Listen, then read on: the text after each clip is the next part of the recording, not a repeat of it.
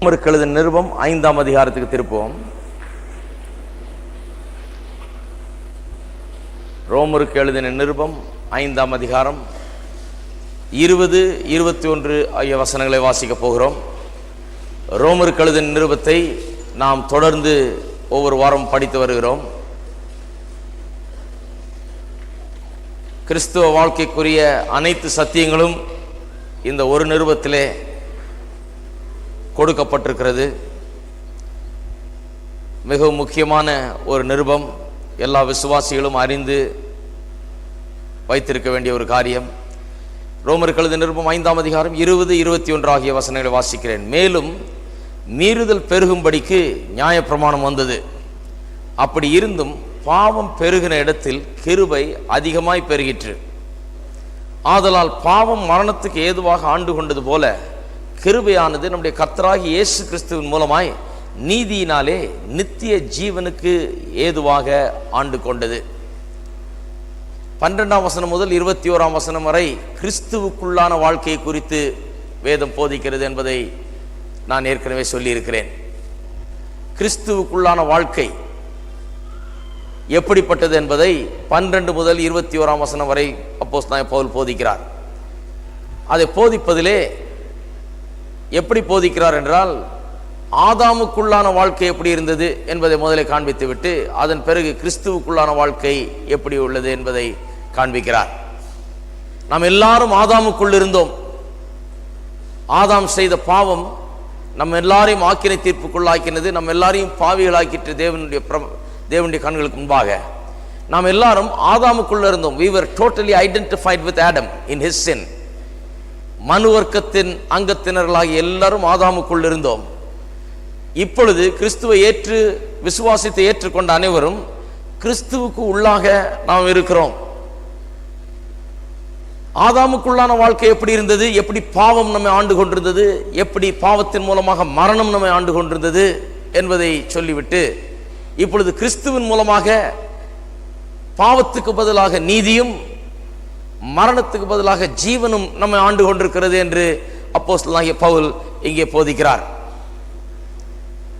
இங்கே மேலும் என்று சொல்லி ஆரம்பிக்கிறார். 20ஆம் வசனத்தை மேலும் என்று சொல்லி ஆரம்பிக்கிறார். ஆகையால் ஏற்கனவே சொன்ன காரியங்களோடு இதை தொடர்பு படுத்துகிறார்.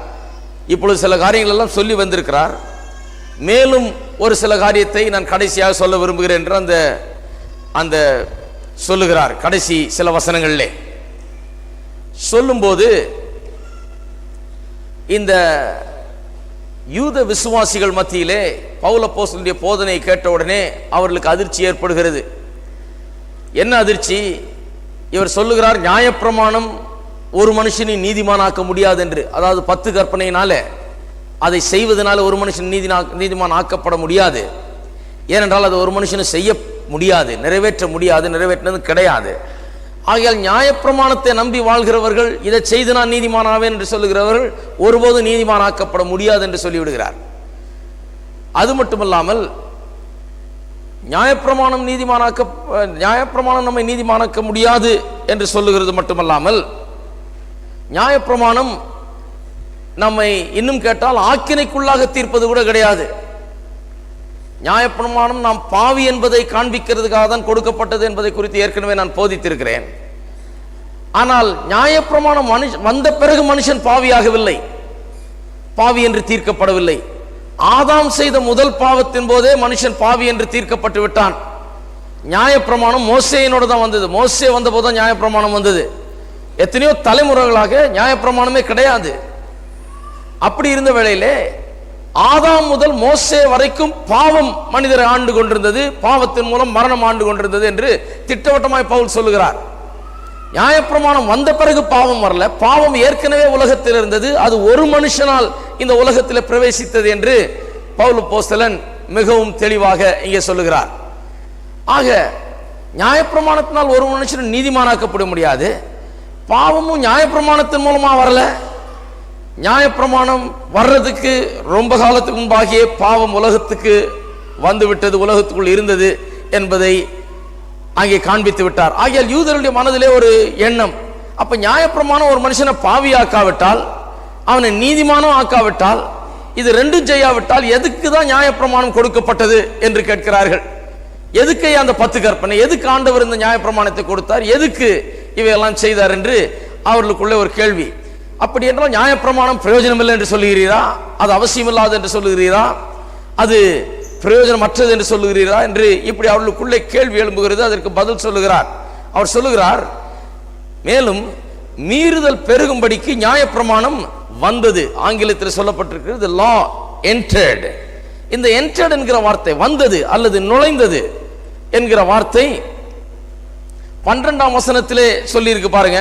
இப்படி இருக்க ஒரே மனுஷனாலே பாவமும் பாவத்தினாலே மரணமும் உலகத்தில் பிரவேசித்தது போலவும் என்று சொல்லி இருக்கிறது. அங்க பாவமும் மரணமும் எப்படி பிரவேசித்தது என்று சொல்லி இருக்கிறது. இங்கே நியாயப்பிரமாணம் எப்படி பிரவேசித்தது என்று சொல்லப்பட்டிருக்கிறது. ஆனால் இந்த ரெண்டு வார்த்தைக்கு வித்தியாசம் உண்டு. 12ஆம் வசனத்திலே பாவம் மரணம் பிரவேசித்ததற்கும் இங்கே நியாயப்பிரமாணம் பிரவேசிக்கிறதுக்கும் ரெண்டுத்துக்கு பெரிய வித்தியாசம் உண்டு.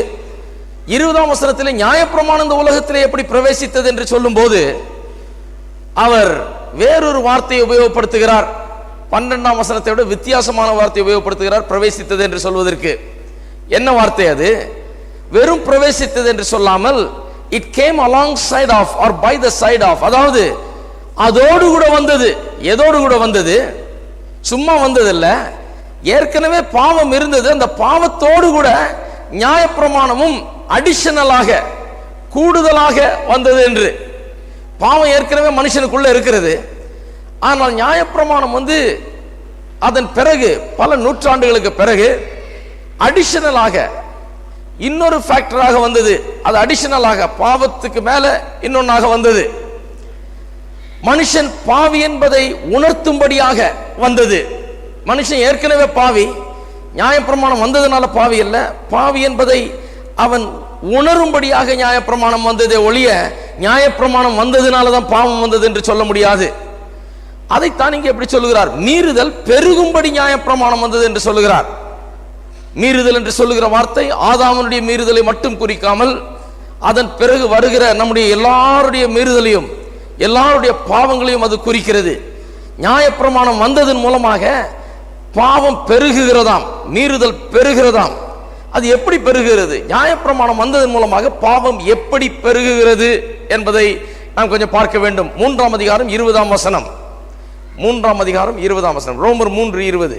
இப்படி இருக்க பாவத்தை அறிகிற அறிவு நியாயப்பிரமாணத்தில் வருகிறபடியால் எந்த மனுஷனும் நியாயப்பிரமாணத்தின் கிரியைகளினாலே தேவன் முன்பாக நீதிமானாக்கப்படுவது கிடையாது.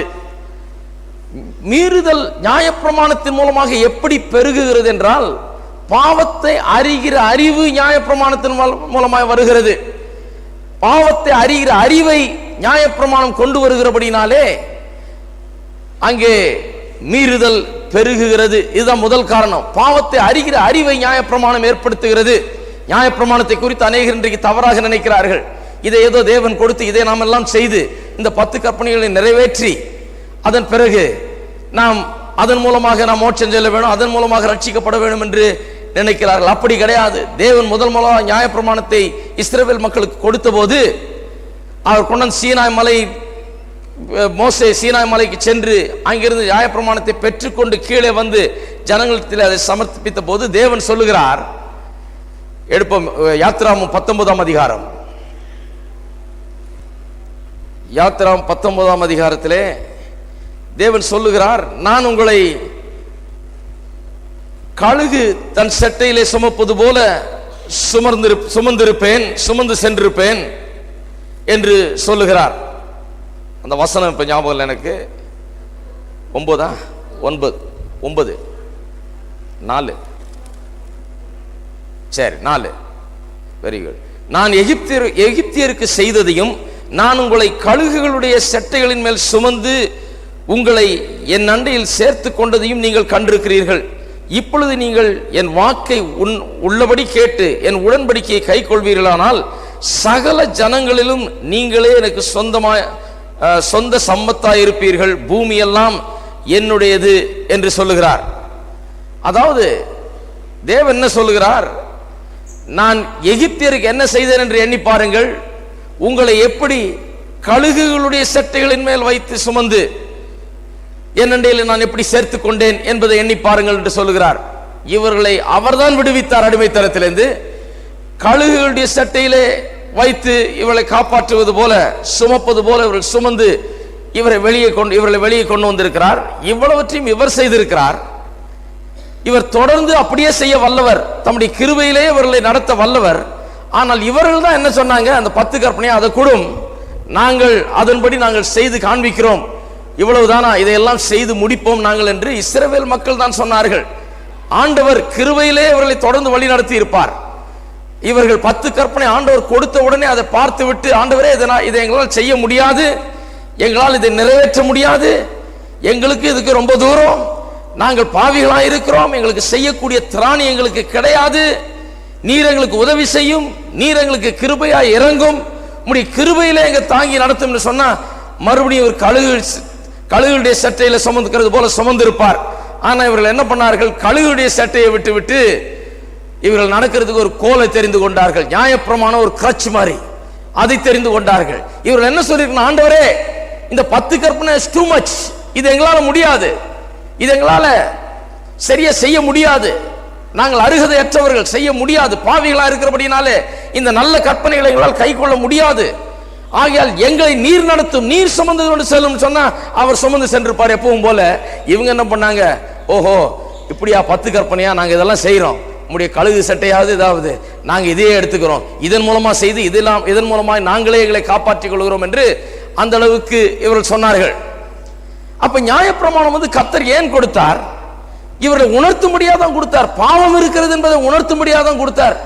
பாவம் இருக்கிறது என்பதை உணர்ந்து கொள்வதற்கு பதிலாக இவர்கள் என்ன பண்ணார்கள், என்னால் இதை செய்ய முடியும், நானா பாவி, என்னையா முடியாதுன்னு சொல்றீங்க, நான் இதை செய்து காண்பிக்கிறேன் என்று இதை செய்யும்படியாக தங்கள் மீது அதை எடுத்துக்கொண்டார்கள்.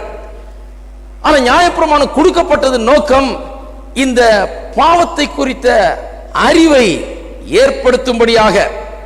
அந்த பாவத்தை குறித்த அறிவை நியாயப்பிரமாணம் எப்படி ஏற்படுத்துகிறது, முதலாவது பாவம் என்றால் என்ன என்று டிஃபைன் பண்ணுகிறது. நமக்கு பாவம் என்றால் என்னன்னு முன்ன தெரியாம இருந்தோம். பாவம் செய்யும் போது நாம் பாவம் செய்கிறோம் என்பதை தெரியாமல் செய்தோம். சிறு பிள்ளைகள் மாதிரி, சிறு பிள்ளைகள் ஒரு தவறை செய்கிறது, தவறு செய்யும் போது அது தவறு செய்தது என்று அதுக்கு புரியதில்லை, செய்தது தவறு தான், ஆனால் அந்த குழந்தைக்கு புரிகிறது இல்லை தவறு செய்து விட்டோம் என்று.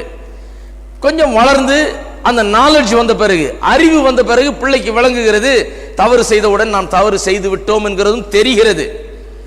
பாருங்க, நியாயப்பிரமாணம் அதை தான் கொண்டு வருகிறது. முன்ன நியாயப்பிரமாணத்துக்கு முன்ன பாவம் செய்து கொண்டிருந்தார்கள், பாவம் ஏற்கனவே இருந்தது, ஆனால் ஜனங்களுக்கு இது பாவம் என்று திட்டவட்டமாய் டிஃபைன் பண்ணி எதுவும் சொல்லவில்லை. நியாயப்பிரமாணம் வந்த பிறகு இதுதான் பாவம் என்று திட்டவட்டமாக அவர்களுக்கு தெரிந்தது. இரண்டாவது, நியாயப்பிரமாணம் எப்படி பாவத்தை குறித்த அறிவை உண்டாக்கினது என்று இரண்டாவது எப்படி உண்டாக்கினது, அந்த பாவத்தை குறித்த அல்லது பாவம் எப்படிப்பட்டது, எப்படிப்பட்ட தன்மை உடையது என்பதை நமக்கு அது வெளிப்படுத்தினது.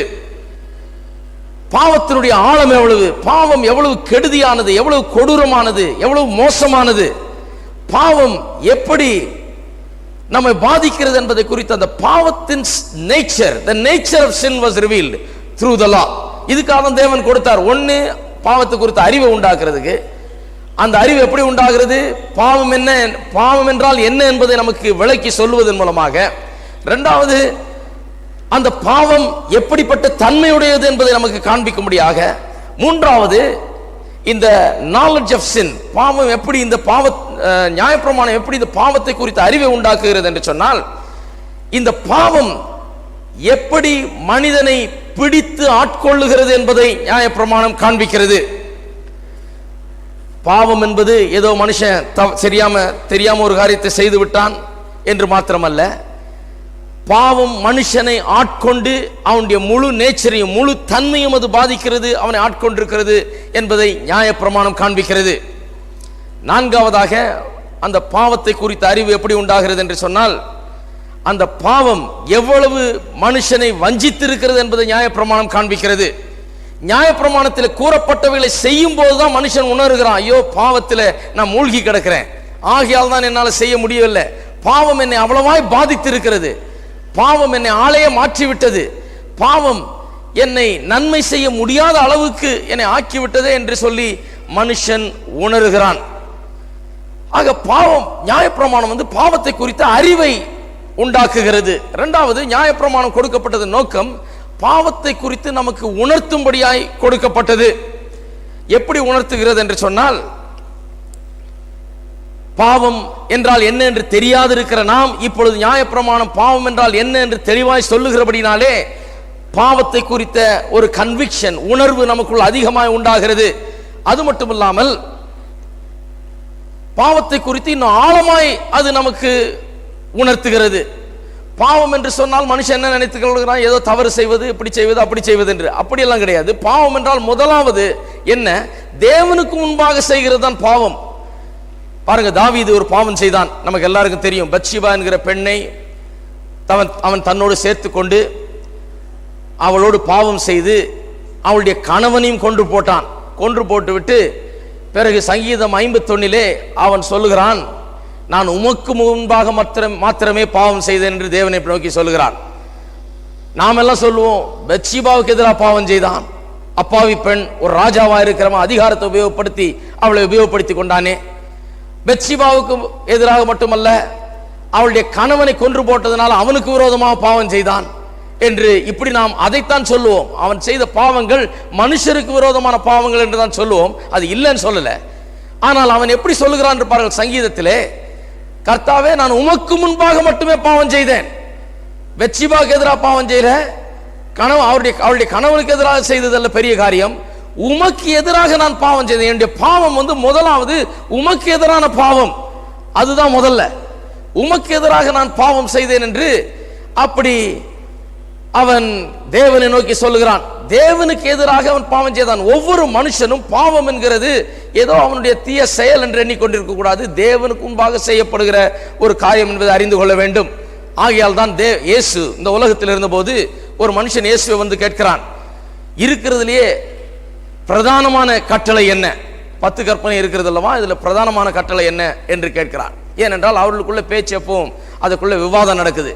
என்ன பிரதானமான கட்டளை என்ன, எது ரொம்ப முக்கியமான காரியம்?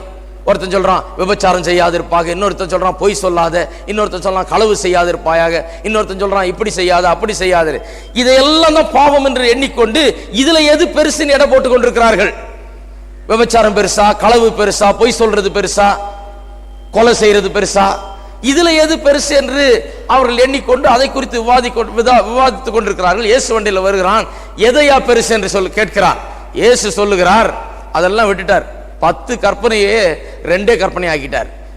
அது 2 கற்பனை ஆக்கி அதுல முதலாவது பிரதானமான கட்டளை என்னவாம், உன் தேவனாகிய கர்த்தரை உன் முழு இருதயத்தோடும், உன் முழு மனதோடும், உன் முழு ஆத்மாவோடும், உன் முழு பலத்தோடும் நேசிப்பாயாக என்று, அன்பு கூர்வாயாக என்று சொல்லுகிறதா பிரதானமான கட்டளை என்று சொல்லிவிட்டார்.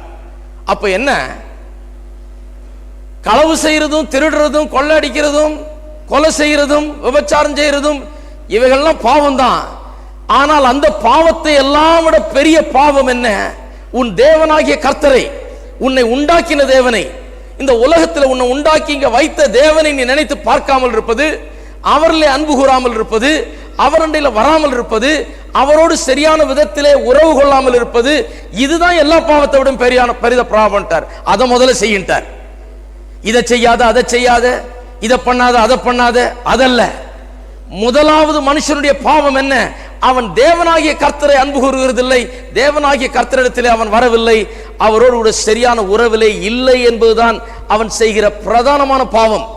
இன்றைக்கு பாருங்க, சுவிசேஷத்தை மற்றவர்களுக்கு நாம் சொல்லும் போது அநேகர் எப்படி சொல்றாங்க, குடிக்கிற சகோதரனே, சிகரெட் பிடிக்கிற சகோதரனே, நீ இப்படி பண்ற சகோதரனே, அப்படி பண்ற சகோதரனே, நீ இயேசுவண்டே வரமாட்டாயோன்னு சொல்றாங்க. சரி, அப்ப கூட்டத்தில் நிறைய பேர் குடிக்காத ஆள் இருப்பான், சிகரெட் குடிக்காத ஆள் இருப்பாங்க, நிறைய பேர் இப்படிப்பட்ட காரியங்கள்லாம் செய்யாத ஆட்கள், யோக்கியமான ஆட்கள், உலகத்தின் அளவில் பார்த்தால் ரொம்ப யோக்கியமாய் வாழக்கூடிய ஆட்கள் எவ்வளவு பேர் இருப்பாங்க கூட்டத்தில்? நிறைய பேர் இருப்பாங்க. சுமூகமாக வாழுகிற ஆட்கள், யாருக்கும் தொந்தரவு கொடுக்காத ஆட்கள், தங்களுடைய வாழ்க்கையை அவர்கள் வாழ்ந்து கண்ணியமான முறையில் இருக்கிறவர்கள். இவர்களுக்கெல்லாம் ரட்சிப்பு தேவையில்லையா? வெறும் குடிக்கிறவனுக்கும் இப்படி செய்யறவன் அப்படி செய்யறவன் இவங்களுக்கு தான் ரட்சிப்பு தேவையா? பாருங்க, இதை நாம் நன்றாக அறிந்து கொள்ள வேண்டும். சுவிசேஷம் என்பது வெறும் குடிகாரனுக்கும் அவனுக்கும் இவனுக்கும் மட்டுமல்ல, சுவிசேஷம் எல்லாருக்கும். வேதம் சொல்லுகிறது எல்லா மனிதரும் பாவம் செய்து தேவ மகிமையற்று போனார்கள். எல்லாரும் பாவிகள் என்று வேதம் சொல்லுது. எல்லாரும் எப்படி பாவி? மனுஷன் சொல்றான், ஐயோ நான் குடிக்கிறதே இல்லைங்க, நான் யாருக்கும் தீமை செய்ததில்லை, நான் யாருக்கும் துரோகம் பண்ணதில்லை, நான் கொலை பண்ணியிருக்கிறேன், நான் ஒரு நாள் போய் பேசியிருப்பேனா, நான் அதை பண்ணியிருப்பேனா, இதை பண்ணியிருப்பேனா, நான் ஒண்ணுமே செய்ததில்லையே, அப்படி எப்படி எல்லாரையும் பாவி என்று சொல்லுகிறீர்கள்? என்னத்துக்காக எல்லாரையும் பாவி என்று வேதம் சொல்லுகிறது என்று சொன்னால், எல்லாரும் எப்படி பாவி என்று வேதம் சொல்லுகிறது என்று சொன்னால், எல்லாரும் தேவனை மறந்து விட்டார்கள்.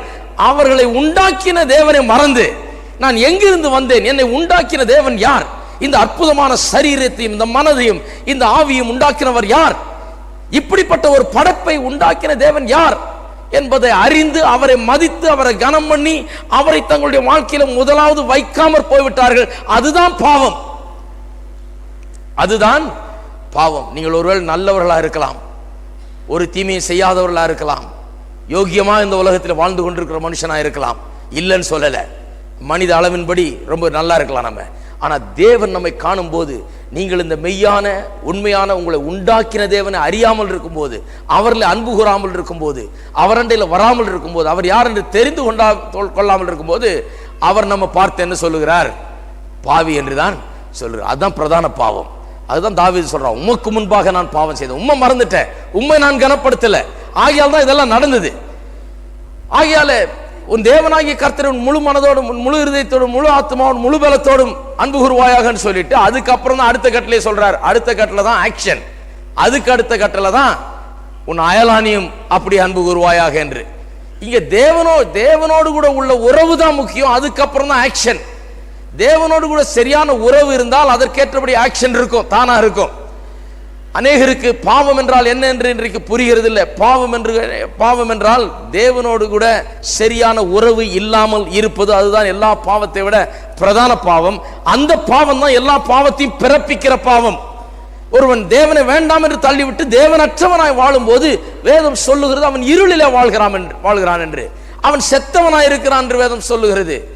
வேதம் சொல்லுகிறது அவனுடைய வாழ்க்கை நாறிக்கொண்டிருக்கிறது என்று, வர வர மோசமாய் கொண்டே இருக்கிறது என்று. அதுல தீய பழக்க வழக்கங்களும் கெட்ட காரியங்களும் இவைகளெல்லாம் வந்து புகுந்து கொள்கிறது. பிற்பாடு அது புகுந்தாலும் புகாவிட்டாலும் தேவனை இவன் நினைக்கவில்லை, தேவனிடத்தில் வரவில்லை என்கிறது, அதுதான் பெரிய பாவம். அதை விட பெரிய பாவம் கிடையவே கிடையாது. பாருங்க, இதை உணர்த்தும்படியாக தான் நியாயப்பிரமாணத்தை கர்த்தர் கொடுத்திருந்தார். அதைத்தான் இங்கே ரோமர் 5ஆம் அதிகாரத்தில் சொல்லுகிறார். மீறுதல் பெருகும்படியாக நியாயப்பிரமாணம் வந்தது என்று. மீறுதல் பெருகும்படியாக நியாயப்பிரமாணம் இந்த உலகத்திலே வந்ததாம். அதை சொல்லிவிட்டு பிறகு சொல்லுகிறார், அப்படி இருந்தும் பாவம் பெருகின இடத்திலே கிருபை அதிகமாய் பெருகிற்று. அப்படி இருந்தும் என்கிற வார்த்தை ஆங்கிலத்திலே பட் என்று வரும். இந்த ஆங்கிலத்தில் பட்டுன்னு அப்போஸ்தலனாகிய பவுலுடைய நிருபங்களில் வரும்போது வாசித்தீர்கள் என்றால், அந்த பட்டுக்கு அப்புறம் கண்டிப்பா அவர் சுவிசேஷத்தை அழகாக அறிமுகப்படுத்துகிறார். எபேசியர் 2ஆம் அதிகாரத்திலே அப்படிதான். நாம் எப்படி இருந்தோம் என்கிறத சொல்லிவிட்டு பட் என்று சொல்லி ஆரம்பிச்சு God who is rich in grace and mercy ஆரம்பிக்கிறார். முதல்ல மனிதனுடைய இருளை காண்பிக்கிறார், மனிதனுடைய பாவத்தை காண்பிக்கிறார், மனிதன் எப்படி பாவத்தில் மூழ்கி கிடக்கிறான் என்பதை காண்பித்து விட்டு, அவன் எப்படி பாவியா இருக்கிறான் காண்பித்து விட்டு, அதன் பிறகு அப்படி இருந்தும் பட் பாவம் பெருகின இடத்தில் கிருபை அதிகமாய் பெருகிற்று என்று சொல்லுகிறார். பாருங்க, பாவம் பெருகினதாம், பாவம் பெருகினது. பாவம் எப்படி பெருகுது? நியாயப்பிரமாணத்தினால பெருகுது. நியாயப்பிரமாணம் எப்படி பாவத்தை பெருக வச்சது? பாவத்தை குறித்த அறிவு உண்டாகுனதுனால பாவம் அதிகமாய் நமக்கு தெரிந்தது, அப்படி பெருகுச்சு. பாவத்தை குறித்த உணர்வு உண்டானதுனால பாவம் அதிகமாய் தெரிந்தது, அப்படி அந்த பாவம் பெருகிற்று. இப்படி பெருகின இடத்துல பாவத்தை குறித்த உணர்வும் பாவத்தை குறித்த அறிவும் பாவத்தை பெருக பண்ண அதன் பிறகு பாவம் பெருகின இடத்துல கிருபை அதிகமாய் பெருகிற்று என்று சொல்லுகிறார். பாவமும் பெருகிற்றான், கிருபையும் பெருகிற்றான். அந்த பெருகிற்று என்ற வார்த்தை ஆங்கிலத்திலே abound என்று சொல்லப்பட்டிருக்கிறது. sin abounded and grace did much more abound என்று சொல்லப்பட்டிருக்கிறது. இந்த ரெண்டு பெருகிற்றுக்கும் ஒரு பெரிய வித்தியாசம் உண்டு. முதல் பெருகிற்று, அதாவது பாவம் பெருகிற்று என்று சொல்லும்போது வெறும் பெருகிற்று என்று சொல்லுகிறது. கிருபை பெருகிற்று என்று சொல்லும்போது மூல பாஷையிலே வெறும் பெருகிற்று என்ற வார்த்தை எல்லாம் அதோட ஒரு ப்ரீஃபிக்ஸ் சேர்த்திருக்கிறாங்க. அதுக்கு முன்னால ஒரு வார்த்தை சொல்லி இருக்கிறாங்க. அது என்ன? அது அந்த ப்ரீஃபிக்ஸ் என்னவென்று சொன்னால் மிகவும் அதிகமாய் பெருகிற்று அல்லது சூப்பர் அபவுண்டட். வெறும் அபவுண்டட்ல சூப்பர் அபவுண்டட், மிகவும் அதிகமாய் பெருகிற்று. எல்லா விதமான நம்முடைய எதிர்பார்ப்புக்கும் நினைப்புக்கும் கற்பனைக்கும் மேலாக அது பெருகிற்று. கிருபை நிறைந்து வழிந்தது. போன வாரம் சொன்னேன் இல்லையா, கிருபை என்று சொன்னால் இயேசு வேதம் சொல்லுகிறது கிருபையின் மேல் கிருபை பெற்றோம் என்று. அலையை போல வருகிறதா, அதுதான் அதனுடைய விளக்கம். கிருபை வந்து கடற்கரையில் அலை வந்து மோதுது, அலை வந்து ஒன்றுமில்லாமல் போய் அப்படியே நுரையா திரும்பி கடலுக்குள்ள போயிடுது. கரைக்கு வந்த பிறகு அதன் பின்னாலேயே இன்னொரு அலை வருது, அதுவும் அப்படியே கரைந்து ஒன்றுமில்லாமல் போகிறது. அது பின்னால் இன்னொரு அலை வருது. ஆண்டவர் அந்த கடலை அங்க வைத்து இதற்கு மேலே நீ வரக்கூடாது என்று சொல்லி என்னைக்கு வைத்தாரோ அன்றையிலிருந்து இன்னும் இந்த உலகத்தின் முடிவு வரைக்கும் அந்த அலை வந்து கொண்டேதான் இருக்கும். அந்த அலை வராத நாளே இருக்காது, அது ஓயாம வந்து கொண்டேதான் இருக்கும். தேவனுடைய கிருபை அப்படி அது அதிகமாய் பெருகிற்று, அளவுக்கு அதிகமாய், தேவைக்கு அதிகமாய் பெருகிற்று என்று சொன்னால் அது ஒரு காலம் ஓயாது, அது ஒரு காலம் முடியாது, அது ஒரு காலம் தீர்ந்து போகாது, அது வந்து கொண்டே இருக்கும் என்ற அளவிலே கிருபை அவ்வளவாய் பெருகிற்றாம். பாருங்க, இந்த சத்தியத்தை கண்டுபிடித்த உடனே தான் மார்ட்டின் லூத்தர் போன்றவர்கள் மிகவும் உற்சாகம் அடைந்து புது புது பாடல்களை எழுத ஆரம்பிச்சாங்க. மார்ட்டின் லூத்தர் திருச்சபையிலே இந்த ரிஃபர்மேஷன் மறுமலர்ச்சியை கொண்டு வருவதற்கு முன்பதாக கிறிஸ்தவ பாடல்களே அப்படியே சாவு பாடல் மாதிரி இருக்கும். எல்லா பாட்டுமே கிறிஸ்தவர்கள் பாடுற பாட்டு. அதுக்கு முன்னால இந்த விசுவாசத்தால் நீதிமானாக்கப்படுகிறான் என்ற சத்தியத்தை மார்ட்டின் லூத்தர் தெரிந்து கொள்வதற்கு முன்னால, இந்த சத்தியங்கள்லாம் மார்ட்டின் லூத்தருக்கு விளங்குறதுக்கு முன்னால, தேவனுடைய கிருபையை குறித்து அவர் அறிந்து கொள்வதற்கு முன்னால, இந்த கடல் அலை போல தேவனுடைய கிருபை வருகிறது என்பதை புரிந்து கொள்வதற்கு முன்னால, மார்ட்டின் லூத்தர் வந்து அதை கொண்டு வருவதற்கு முன்னால பாடல்கள் எல்லாம் சாவு பாடல்கள் மாதிரி சபையில பாடிக்கொண்டிருந்தார்கள். அதுல ஒண்ணு ஜீவனற்ற பாடல்கள், அதுல ஒண்ணு அர்த்தமற்ற பாடல்கள், அதுல ஒண்ணு சந்தோஷம் கிடையாது, அதுல மகிழ்ச்சி கிடையாது, அதுல நிறைவு கிடையாது, அதுல வெற்றி கிடையாது, ஒண்ணும் கிடையாது. அந்த பாடல்கள்ல சும்மா எதையோ ஒண்ணு பாடிட்டு கிடந்தாங்க. அதுக்கப்புறம் தான் இவரே பாடல்கள் எழுதினார். பிறகு ஜான் வெஸ்லி, சார்ல்ஸ் வெஸ்லி போன்றவர்கள் பலவிதமான பாடல்கள் எழுதி அதை சந்தோஷத்தோடு பாடினார்கள். ஜனங்களும் சந்தோஷத்தோடு பாடினார்கள். பெரிய எழுப்புதலே அங்கு உண்டாயிற்று.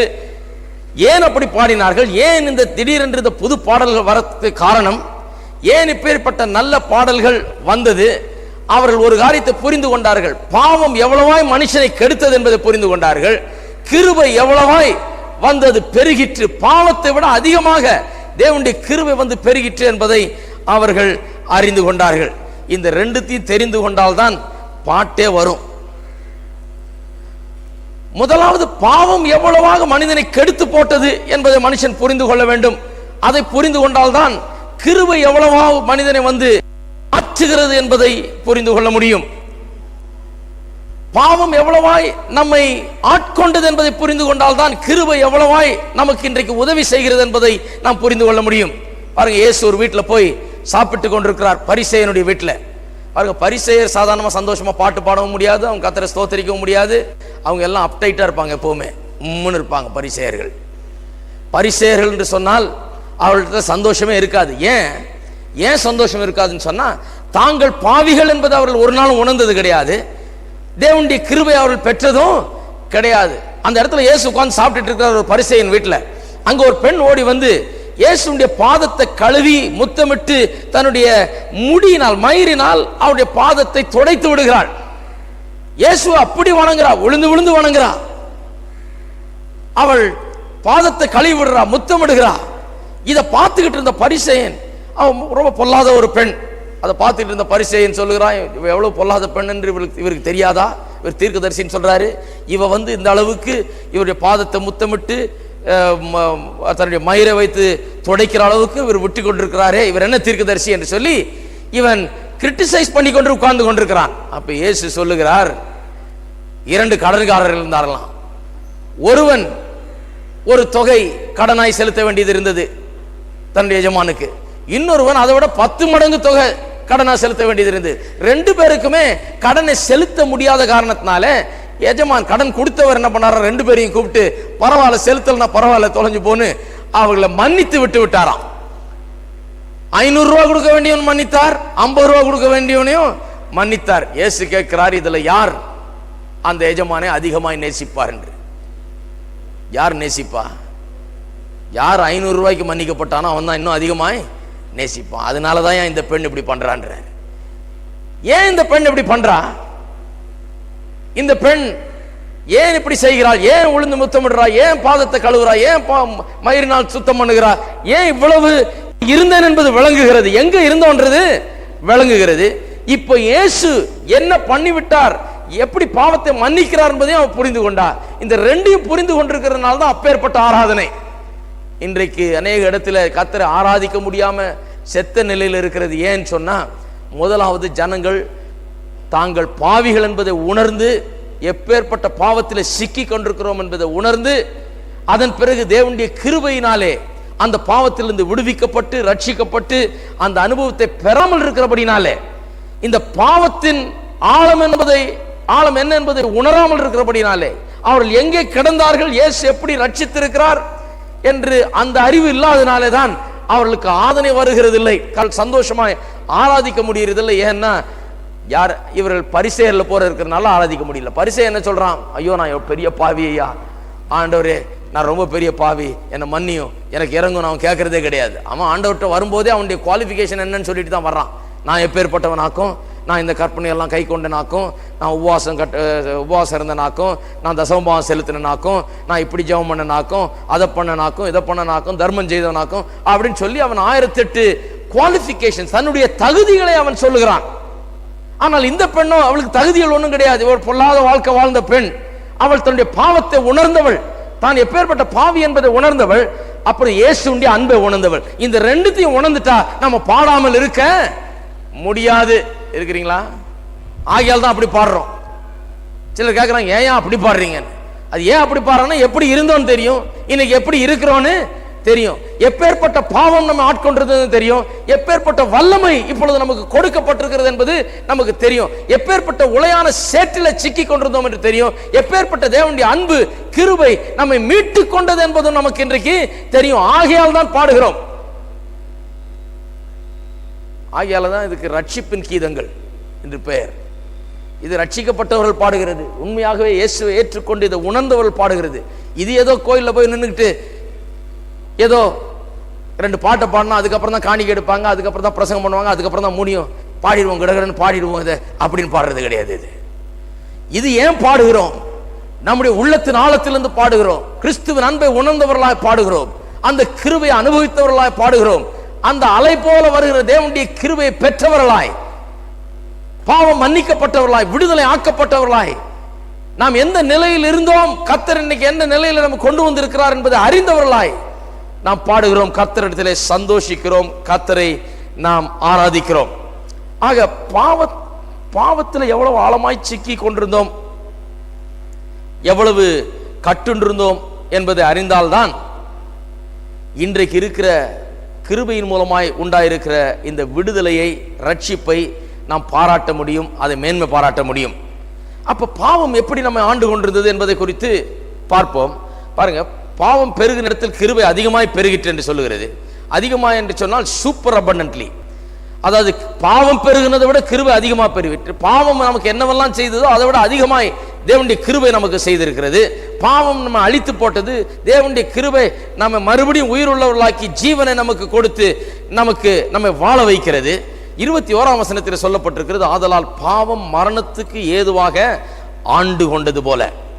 பாவம் எப்படி நம்ம ஆண்டு கொண்டது என்பதை நாம் அறிந்து கொண்டால்தான் இன்றைக்கு தேவனுடைய கிருபையை நாம் பாராட்ட முடியும்.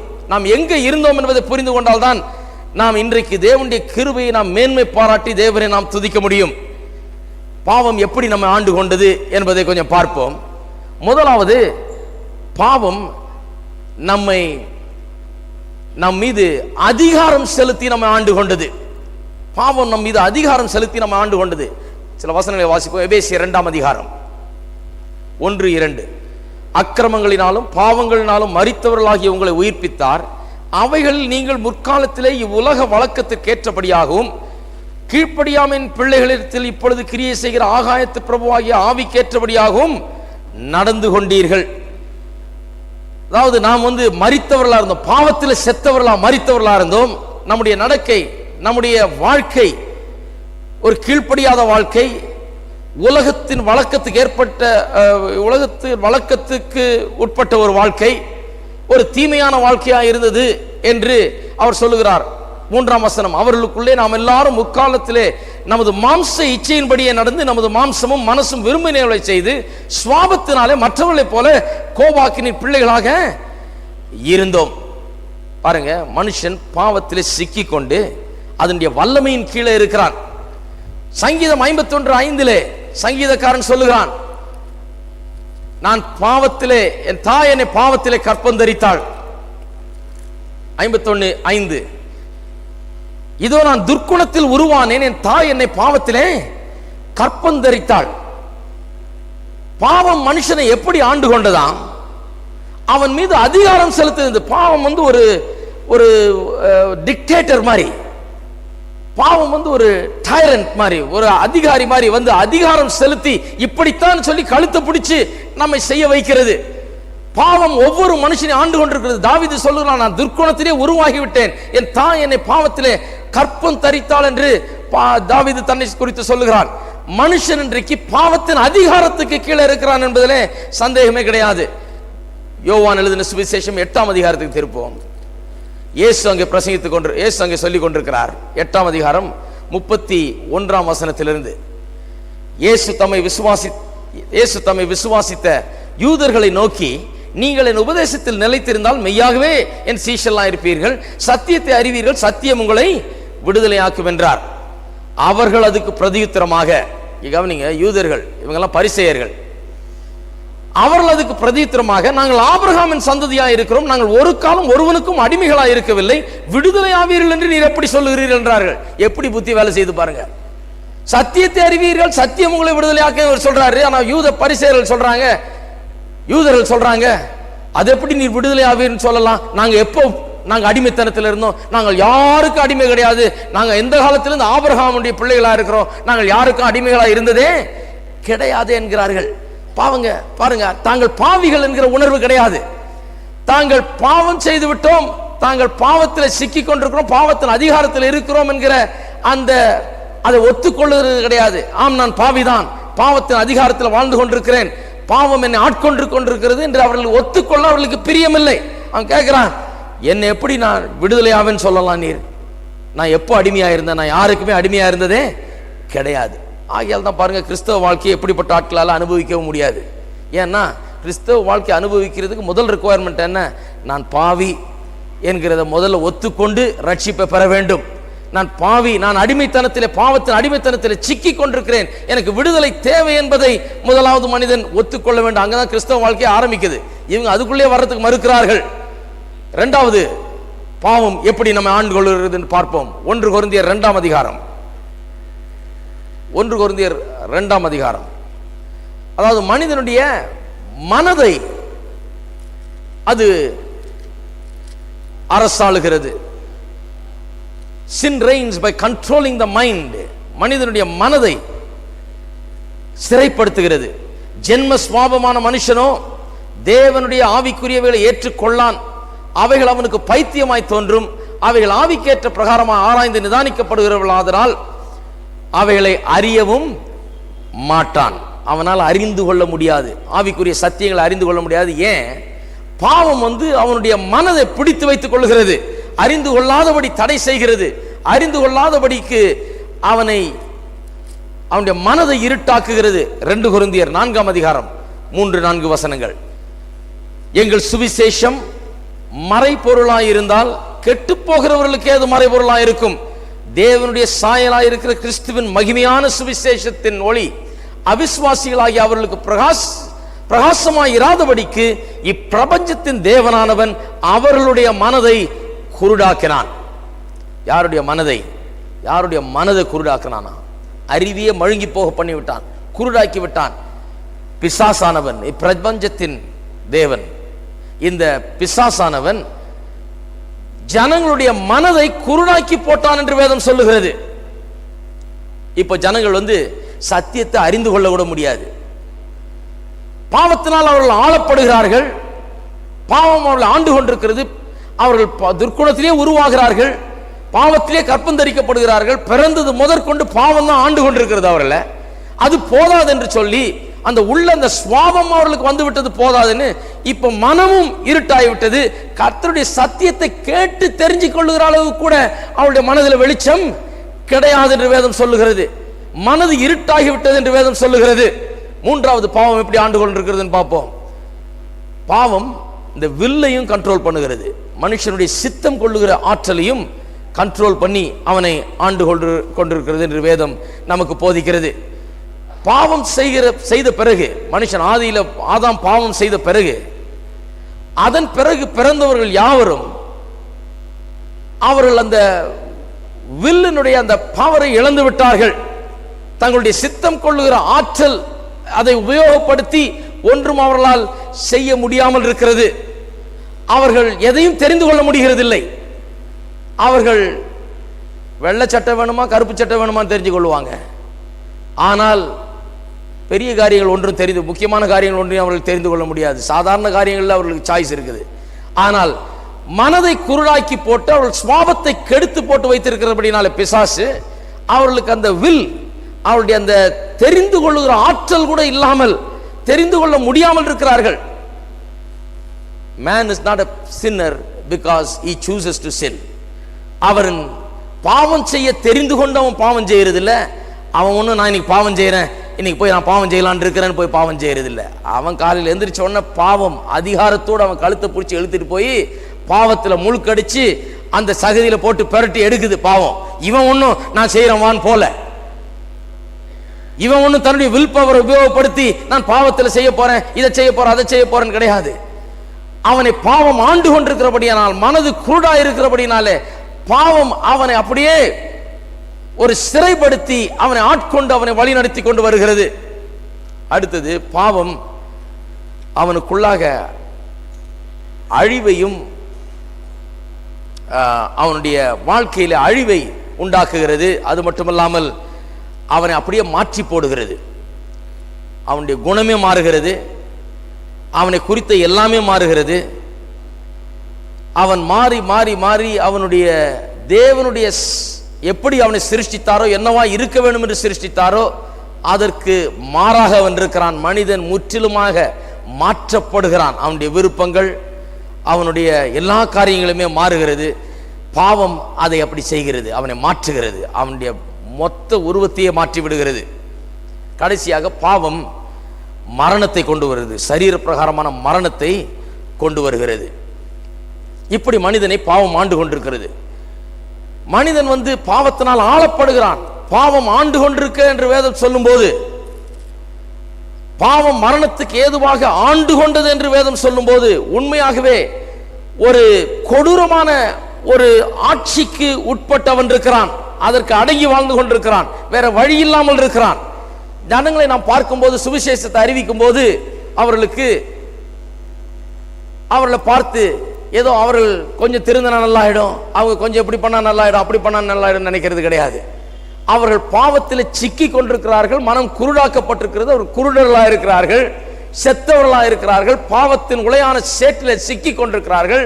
அதிலிருந்து வெளியே அவர்கள் நினைத்தாலும் வர முடியாது, அவர்கள் முயற்சி எடுத்தாலும் வர முடியாது, தங்களுடைய வல்லமையினால தங்களை விடுவித்துக் கொள்ள முடியாது, தங்களுக்கு அதில் பலன் இல்லை. அவர்களுக்கு அதை செய்யக்கூடிய விடுவிக்கக்கூடிய பலன் அவர்களுக்கு கொஞ்சம் கூட கிடையாது. அதில் சிக்கி கொண்டு கட்டுண்டவர்களாக இருக்கிறார்கள். அப்படிதான் நாம் ஜனங்களை பார்க்க வேண்டும். அவர்களுக்காக ஜெபிக்கும் போதும், அவர்களுக்கு சுவிசேஷத்தை சொல்லும் போதும், ஏதோ அவர்களுடைய அறிவுத்திறனால், அவர்களுடைய தீர்மானத்தால், அவர்களுடைய எதுனாலும் அவர் ஒன்று செய்ய முடியாது. அதையெல்லாம் பிசாசு கட்டி போட்டு வைத்திருக்கிறான். அவர்கள் செய்ய முடியாதபடி அவர்கள் சிக்கி கொண்டிருக்கிறார்கள், அடைக்கப்பட்டிருக்கிறார்கள், சிறைப்படுத்தப்பட்டிருக்கிறார்கள். அவர்களால் ஒன்று செய்ய முடியாது. இதுதான் வேத வசனத்தின் வர்ணனை, பாவியை குறித்த வர்ணனை. பாவினா யாருன்னு சொல்லிட்டேன், வெறும் அதையும் செய்கிறவன் கிடையாது, தேவனற்றவன், தேவனிடத்தில் உறவு இல்லாதவன், தேவனை அறியாதவன். அவன் இருளில் வாழ்ந்து கொண்டிருக்கிறான், பாவத்தில் சிக்கி கொண்டிருக்கிறான், சங்கிலியால் கட்டப்பட்டது போல கட்டப்பட்டிருக்கிறான் அவன் பாவத்திலே. அவனுக்கு தேவை என்ன? ஏதோ ஒரு சின்ன போதனை கொடுத்து அவனை கொஞ்சம் சரியாக்குறது கிடையாது. அவனுக்கு தேவனுடைய வல்லமையே அவனை விடுவிக்க வேண்டும். அப்பொழுதுதான் அவன் விடுதலை ஆவான். அவனுக்கு விடுதலை உண்டாக வேண்டும். பாவத்திலிருந்து அந்த பாவத்தின் பிடியிலிருந்து அவனுக்கு விடுதலை உண்டாக வேண்டும். இதைத்தான் இங்கே பவுல் அப்போஸ்தலன் சொல்லுகிறார். மீறுதல் பெருகிற்று, ஆனால் கிருபை அதை விட அதிகமாய் பெருகிற்று. அப்புறம் சொல்லுகிறார் மீறுதல் எப்படி ஆண்டு கொண்டிருந்தது என்று. மீறுதல் இப்படி ஆண்டு கொண்டிருந்தது. ஒரு மனுஷனை பிடித்து கழுத்தை பிடிச்சி அவன் கையை கட்டி காலை கட்டி மனதை குருடாக்கி புத்தியை மழுங்கி போக பண்ணி இப்படி அவனை ஆண்டு கொண்டிருந்தது.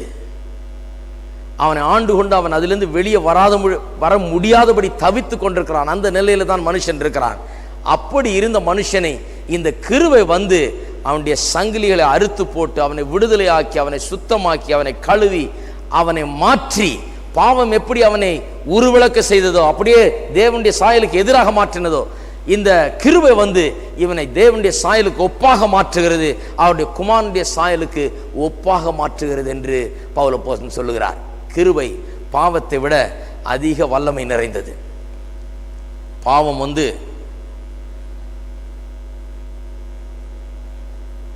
இராணுவ வீரனை போல துப்பாக்கி ஏந்தினவனை போல வந்து ஆளை பிடித்து அவனை சிறைப்படுத்துகிறது. அவன் அப்படியே கையை தூக்கிட்டு நிற்கிறான்.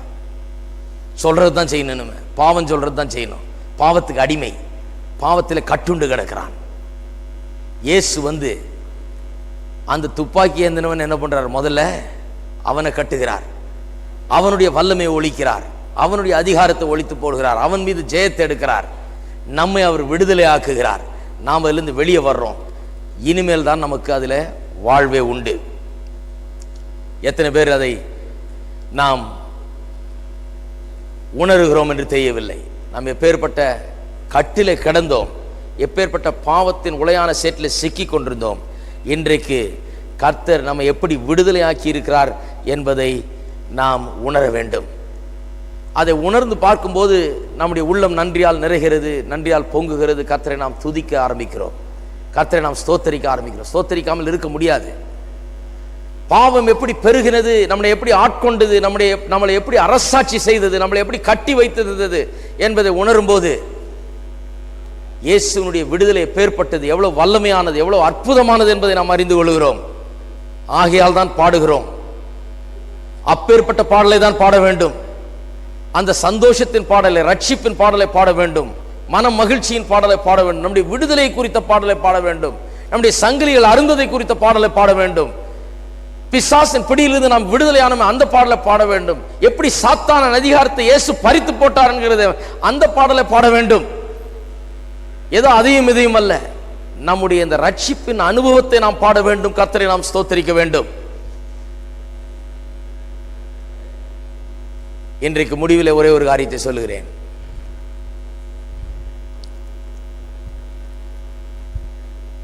பாவம் மனுஷரை ஆண்டு கொண்டிருக்கிறது. இன்றைக்கு எல்லா மனுஷரும் இரண்டு கேட்டகரியில் ஒரு கேட்டகரியில் இருக்கிறாங்க. ஏதாவது இந்த ரெண்டுல ஏதோ ஒரு இடத்துல இருக்கிறார்கள். ஒன்று அவர்கள் கிறிஸ்துவுக்குள்ளாக இருக்கணும், இன்னொன்று அவர்கள் ஆதாமுக்குள்ள இருக்கணும். கிறிஸ்துவுக்குள்ளாக இல்லாதவர்கள் ஆதாமுக்குள்ளாக இருக்கிறார்கள். இன்னொரு விதத்தில் சொல்ல போனால், ஒன்று அவள் பாவத்துக்கு அடிமையா இருக்கணும், இல்ல அவள் கிறிஸ்துவுக்குள்ளாக இருக்க வேண்டும். கிறிஸ்துவுக்குள்ளாக இல்லாதவர்கள் பாவத்துக்கு அடிமையா இருக்கிறார்கள். பாவம் அவர்களை சங்கிலி போட்டு கட்டி வைத்திருக்கிறது. அவர்கள் பாவத்துக்கு அடிமையா இருக்கிறார்கள். கிறிஸ்துவுக்கு தங்களை ஒப்பு கொடுக்காதவர்கள், ஏற்றுக்கொள்ளாதவர்கள், ஆண்டவரிடத்தில் வராதவர்கள், இவர்களை உண்டாக்கின தேவனை அறிந்து கொண்டு அதை குறித்த ஒரு வெளிப்பாட்டை பெற்று அவரை பின்பற்றாதவர்கள், இயேசுவை அறியாதவர்கள் பாவத்திற்கு அடிமைகளாக பாவத்திலே கிடக்கிறார்கள் என்று வேதம் சொல்லுகிறது. நாம் எங்க இருக்கிறோம் யோசித்து பார்க்க வேண்டும். கிறிஸ்துவுக்குள்ள இருக்கிறோமா, இல்ல ஆதாமுக்குள்ள இருக்கிறோமா? பாவத்துக்குள்ள இருக்கிறோமா, அல்லது பாவத்திலிருந்து விடுதலையாகி இந்த கிருபையை பெற்றவர்களாக இருக்கிறோமா? இந்த ரெண்டுல ஒரு இடத்துல தான் இருக்க முடியும், நடுவில் எங்கேயும் இருக்க முடியாது. ஒன்று பாவத்தில் இருக்கணும், இல்லை தேவனுடைய கிருபையை பெற்றவர்களாக இருக்கணும். ஒன்று ஆதாமுக்குள்ள இருக்கணும், இல்லை கிறிஸ்துவுக்குள்ள இருக்கணும். எங்கே இருக்கிறோம்? ஒருவேளை நல்லவர்களாக இருக்கலாம், நான் சொன்னது போல தீமை ஒன்று செய்யாதவர்களாக இருக்கலாம், ஒருவேளை யோகியமாக வாழ்கிறவர்களாக இருக்கலாம். அதையெல்லாம் இங்கே வேதம் சொல்லலை. வேதம் என்ன சொல்லுகிறது? தேவனை அறியாதவன் ஒவ்வொருவரும் பாவி. தன்னை உண்டாக்கின தேவனை உண்டாக்கின தேவனை அறிந்து அவருக்கு தன்னுடைய வாழ்க்கையில முதலிடம் கொடுக்காதவன், அவர் யார் என்பதை அறிந்து அவரை பின்பற்றாதவன், அவரை அன்பு கூறாதவன், அவனைத்தான் பாவி என்று வேதவசனம் சொல்லுகிறது.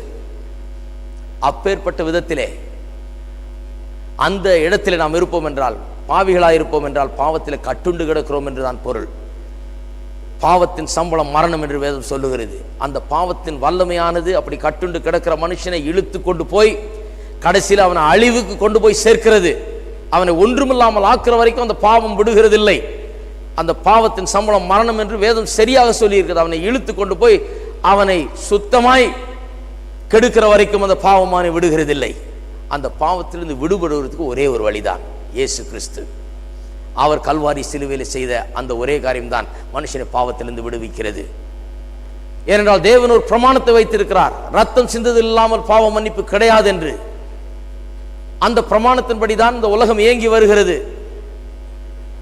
அந்த ரத்தத்தை இயேசு கிறிஸ்து சிந்தினார். நம்முடைய பாவத்தை போக்கக்கூடிய ரத்தம், நம்முடைய குற்ற உணர்வை நீக்கக்கூடிய ரத்தம், பாவத்தின் வல்லமை அறுக்கக்கூடிய அந்த ரத்தம், பிசாசின் மீது ஜெயத்தை கொடுக்கக்கூடிய அந்த இயேசு கிறிஸ்துவின் மரணம் 2000 வருஷத்துக்கு முன்பாக நடந்து முடிந்தது, செய்து முடிச்சாச்சு.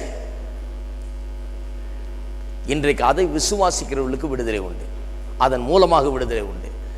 அங்கிருந்து தான் விடுதலை வருகிறது. மதங்களில் விடுதலை கிடையாது, மார்க்கங்களில் விடுதலை கிடையாது, போதனைகளில் விடுதலை கிடையாது. இயேசுவின் மூலமாகத்தான் விடுதலை. இயேசு வண்டையில் தான் விடுதலை. இயேசு தான் அந்த சங்கிலிகளை அறுத்து போடுகிறார். இயேசுனுடைய வல்லமை தான் ஒரு மனுஷனை விடுவிக்கிறது. அந்த பாவத்திலிருந்து கட்டிலிருந்து விடுவிக்கப்பட வேண்டும் என்றால் இயேசு வண்டையில் வர வேண்டும், இயேசுவை ஏற்றுக்கொள்ள வேண்டும், இயேசுவை பின்பற்ற வேண்டும். அது வரைக்கும் பாவத்திலிருந்து விடுதலை கிடையாது. நாம் கொஞ்சம் திருந்தலாம், கொஞ்சம் நல்லவர்களாக மாறலாம், அதெல்லாம் பாவத்திலிருந்து விடுதலை கிடையாது. இன்னும் கட்டப்பட்டவர்களாக தான் இருக்கிறோம். ஆனால் இயேசுவை ஏற்றுக்கொண்ட விடுதலை ஏற்றுக்கொண்ட மாத்திரத்திலே வேதம் சொல்லுகிறது, குமாரன் எவர்களை விடுதலை ஆக்குகிறார்களோ அவர்கள் விடுதலை ஆவார்கள் என்று வேதம் சொல்லுகிறது. அவர் விடுதலை ஆக்குனா விடுதலை தான், அதுக்கு மேல பேச்சே கிடையாது. அவர் விடுதலை ஆக்குனா ஃப்ரீடம் அண்ட் லிபர்ட்டி தான். அவர் விடுதலை ஆக்குனா அந்த சங்கிலியில் அருந்தது தான். இனி நாம் பாவத்துக்கு அடிமைகள் கிடையாது. எல்லாரும் எழுந்து நிற்போம்.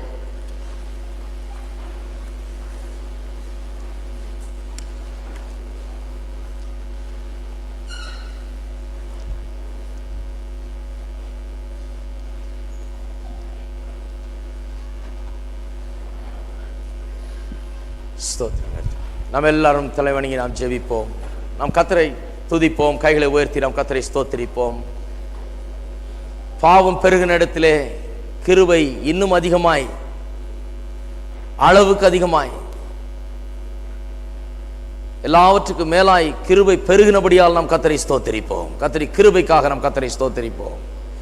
நம்முடைய வாழ்க்கையில் அவருடைய கிருபை பெருகி இருக்கிறபடியாலும் ஸ்தோத்திரம். ஹல்லேலூயா.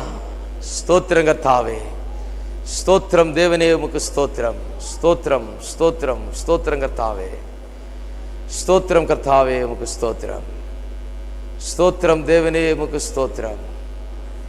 பாவத்தின் சங்கிலிகள் அருந்து கர்த்தர் நம்மை விடுதலை ஆக்கினபடியால் நாம் கர்த்தரை ஸ்தோத்திரிப்போம். அவள் அறுத்து போட்டபடியால் கர்த்தருக்கு ஸ்தோத்திரம் செலுத்துவோம். பாவத்திலிருந்தும் அதனுடைய கட்டிலிருந்தும் நம்மை விடுதலை ஆக்கினபடியால் கர்த்தரை ஸ்தோத்திரிப்போம். அதனுடைய குருட்டாட்டத்திலிருந்து விடுதலை ஆக்கினபடியால் ஸ்தோத்திரிப்போம். கண்களை அவர் திறந்தபடியால் கர்த்தரை ஸ்தோத்திரிப்போம். சத்தியத்தை அறிவீர்கள், சத்தியம் உங்களை விடுதலை ஆக்கும் என்று சொன்ன வார்த்தையின்படி விடுதலை ஆக்கினபடியால் ஸ்தோத்திரிப்போம். ஹல்லேலூயா. ஓம் ஸ்தோத்திரம், ஸ்தோத்திரம், ஸ்தோத்திரம் கர்த்தாவே, உமக்கு ஸ்தோத்திரம், ஸ்தோத்திரம் தேவனே, உமக்கு ஸ்தோத்திரம், ஸ்தோத்திரம், ஸ்தோத்திரம் கர்த்தாவே. ஹல்லேலூயா, ஹல்லேலூயா, ஹல்லேலூயா. துதிக்கிறோம், துதிக்கிறோம், துதிக்கிறோம் கர்த்தாவே. ஸ்தோத்திரிக்கிறோம் தேவனே, உமக்கு ஸ்தோத்திரம் செலுத்துகிறோம். ஸ்தோத்திரம் கர்த்தாவே. ஹல்லேலூயா. எங்கள் அன்பின் தேவனே, கர்த்தா இயேசுவின் நாமத்திலும் மண்டியில் வருகிறோம். அருமையான காலை வேளையிலே உடைய வார்த்தை எங்களுக்கு நீர் பேசினபடியால் உமக்கு ஸ்தோத்திரம். நீர் நல்லவர், வல்லவர், போதுமானவர் என்பதை அறிந்து கொள்கிறோம். பாவம் பெருகின இடத்திலே கிருபை இன்னும் அதிகமாய் பெருக செய்தீர், மேன்மேலும் அதிகமாய் பெருக செய்தீர். பாவம் செய்த அந்த தீமையான அழிவை விட கிருபை வந்து எங்களை வாழ வைத்தபடியால் உமக்கு ஸ்தோத்திரம் கர்த்தாவே.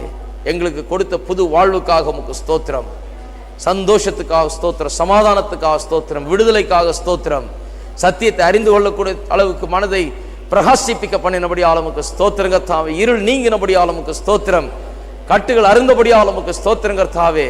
உம்முடைய குமாரர்களும் குமார்த்திகளும் எங்களுடைய குடும்பத்தில் சேர்த்து கொண்டபடியால் உமக்கு ஸ்தோத்திரம். உம்முடைய நன்மையினால் எங்களுடைய வாழ்க்கையை நிரப்பி இருக்கிறபடியால் உமக்கு ஸ்தோத்திரம். பாவத்தின் கட்டுகளிலிருந்து எங்களை விடுதலையாக்கினபடியால் உமக்கு ஸ்தோத்திரம் கர்த்தாவே. ஜீவனை எங்களுக்கு கொடுத்தபடியால் உமக்கு ஸ்தோத்திரம். ஜீவனங்களை இப்பொழுது ஆண்டு கொண்டிருக்கிறபடியால் உமக்கு ஸ்தோத்திரம். நீதியின் மூலமாக அது ஆண்டு கொண்டிருக்கிறபடியால் உமக்கு ஸ்தோத்திரம் கர்த்தாவே.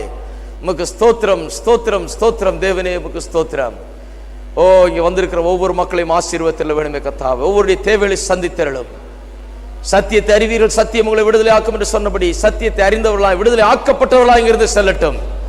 எல்லா பாவத்தின் கட்டுகள் மட்டுமல்ல, வியாதியின் கட்டுகள், சகல விதமான வேதனையின் கட்டுகள், சகல விதமான மனதின் கட்டுகள், சகல விதமான யோசனையின் கட்டுகளை இயேசுவின் நாமத்திலே அறுக்கிறோம். எல்லா விதமான பாரங்கள், கவலைகள், எல்லா விதமான பயங்கள் இயேசுவின் நாமத்தினாலே ஒன்றுமில்லாமல் ஆகட்டும். பரிபூர்ண விடுதலையும் சந்தோஷத்தையும் சமாதானத்தையும் இவர்களுக்கு நீ தந்தரல வேண்டுமே கர்த்தாவே. ஸ்தோத்திரம். தொடர்ந்து உம்முடைய வார்த்தை அவர்களுக்கு போதித்தரலும்.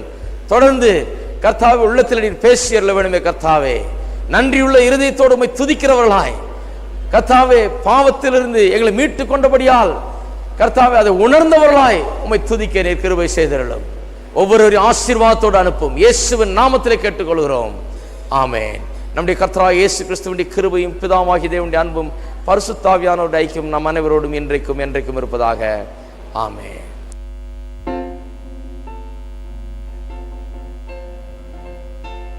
எனக்கு இன்பம் ஏதென கேட்டால் நான் காரணம் சொல்வேன்.